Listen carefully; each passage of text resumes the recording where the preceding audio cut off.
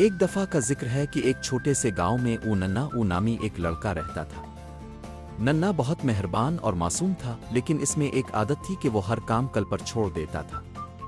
चाहे स्कूल का काम हो या कोई और जरूरी काम, नन्ना हमेशा कहता, कल कर लूंगा।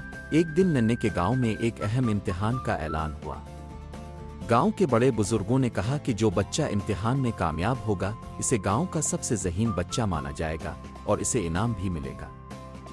नन्ने ने इम्तिहान की तैयारी का इरादा किया, लेकिन हमेशा की तरह इसने कहा, कल से पढ़ना शुरू करूंगा।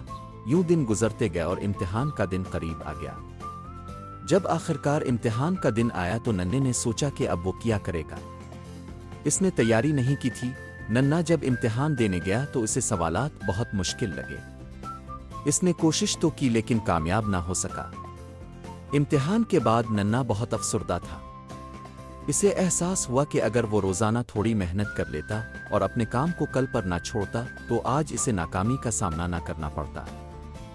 इस दिन के बाद नन्ने ने यह अहद किया कि वो कभी भी अपने काम को कल पर नहीं छोड़ेगा और हमेशा वक्त पर करेगा। नन्ने ने मेहनत शुरू की और चंद महीनों बाद वो गांव के सबसे ज़हीन बच्चों में शामिल हो गया।